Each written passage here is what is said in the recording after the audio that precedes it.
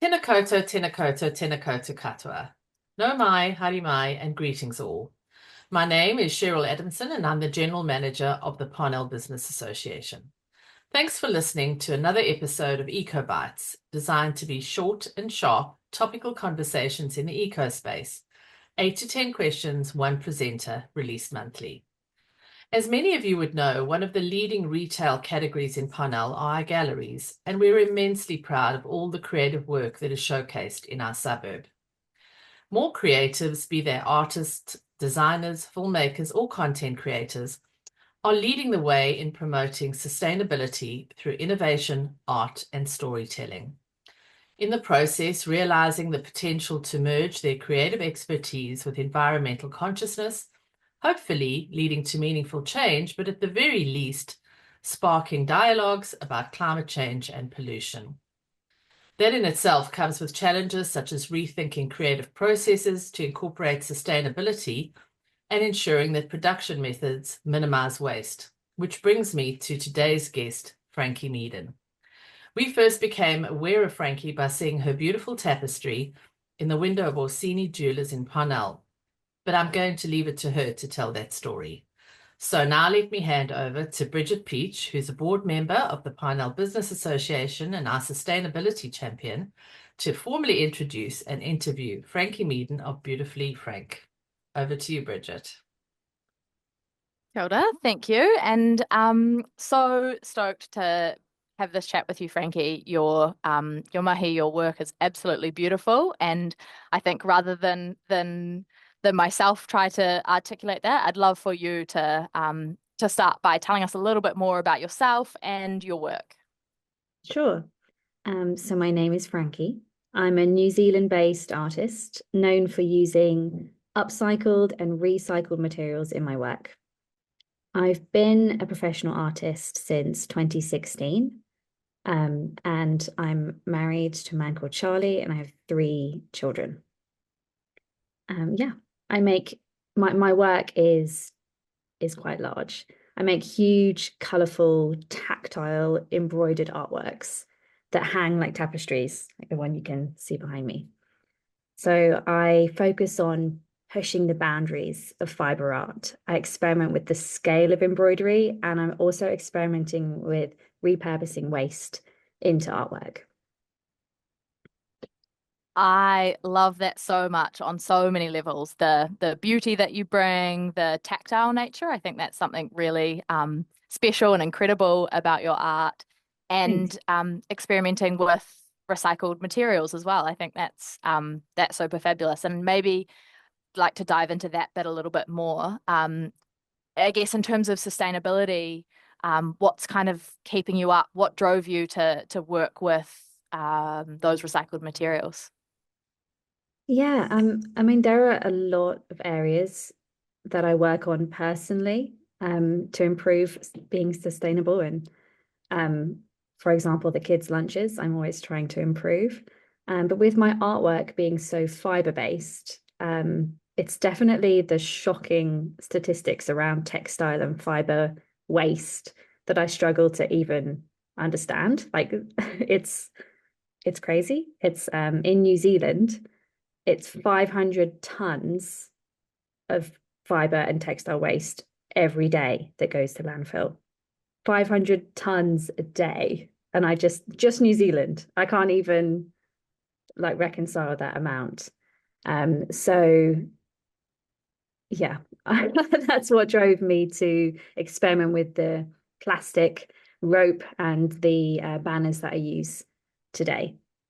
In this piece behind me, you can see all of the green here actually came from Parnell flags that hang on the lampposts saying Parnell on them. So if you look closely, you can almost see some of the letters still in there from the words Parnell. That's beautiful. And I love that your art continues that story. You know, when you do look, as you say, when you look up closely, you can see that, and you can see the history that's there and the story behind it. And that adds a whole nother layer to the, you know, really obvious visual beauty that's there right from the start. So that's super cool. I think I had the same kind of realization when I first started studying and looking into sustainability space. The textile waste is crazy. So thanks for sharing some of those numbers with everyone listening as well. That's yeah, it's big. I don't know if people realize how much waste is textile and fiber. We get focused Yeah, on other areas, but it's one of the like biggest ones. absolutely. Absolutely. Yeah. So love to see what you're doing, finding new homes for it. So thank you. I wanted to jump into something, looking at a celebration and something that you feel really proud of from your career that you could share. Yeah. So my okay, what comes to mind is that in 2022, I was commissioned by Auckland City, heart of the city, to create a 30-foot embroidered canopy. And I had dreamt of doing it for years. And this opportunity allowed me to dive in and experiment with the materials. I got to really play with scale and with the recycled ropes and the recycled street flags. To create this huge artwork. And the project went really well. It was called Flourishing. And then a company in the US saw it and flew me over to install it in Colorado Springs after it came down from Auckland. So that was definitely a huge career highlight for me to be able to officially be an international artist, kind of tick that box. Yeah. Amazing.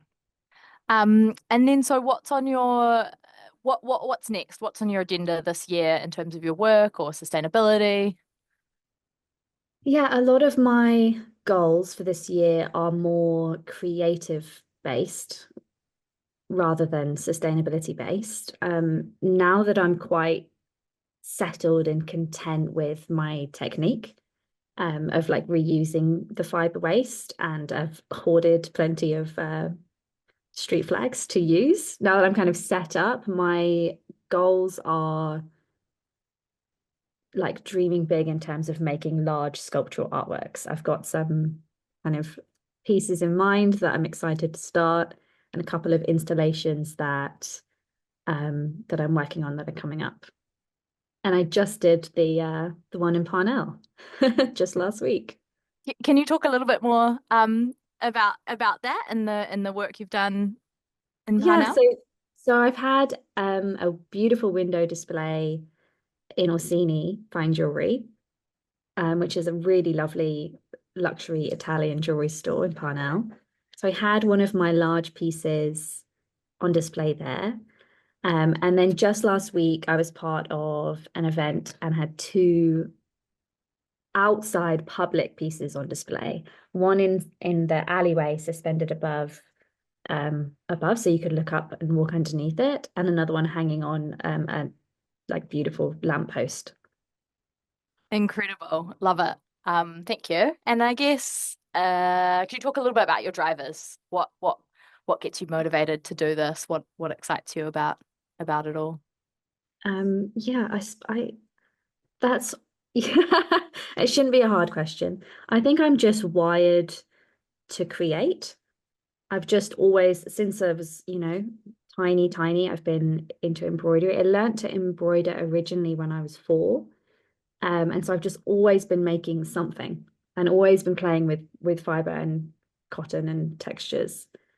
Um, yeah, I see a lot of potential in recycling items that I could potentially recycle. And I'm more driven by like the challenge in that, seeing the potential in something and being challenged to make something, or being challenged to install a public artwork on a large scale in a different way, and having to work with structural engineers and teams to make it happen. I really like that. It's always different. Incredible. I love that idea of a challenge and taking one thing, bringing it forward, making something really visually beautiful, and the whole work that went in behind it to create that story at the end, especially Yeah. with those recycled materials as well and at scale. That's I awesome. So thank you. also like adding to that. I'm definitely hoping to inspire other people and younger audiences to make more sustainable choices when they're creating. I think that's definitely in the background of my like hopes. Yeah, awesome. On that, I guess, what do you think does hold people back from taking action in sustainability or consumer choices? For me, I can get bogged down with like day-to-day life admin. Being a mum of Mm. three, there's always other things that I could be doing, and there's always shortcuts, which it's okay to take sometimes, but we strive to like make step-by-step progress into being more environmentally friendly. Um, yeah, I think maybe not knowing where to start or not believing that you can make a difference, those would be holding people back. Yeah, cool. Thank you. And if you had one piece of advice, I guess, to share based on that, what do you think it would be? I don't feel super qualified to be giving advice, but um, I would say to be disciplined and keep going, like you won't see results unless you won't, yeah. And even when you don't see the progress, trust the process. I love that. I think that's really you saying I don't feel qualified, but equally how previously saying how we can all actually make steps and have that. I think trust the process and keep going is a really awesome message to leave with people. And I think you will absolutely be inspiring others to think differently about sustainability and their work in art or whatever else it is. So thank you so much for sharing your insights and with us here today, but also for sharing your beautiful art with Parnell and with others. So thank you. Thanks. It was lovely to chat to you.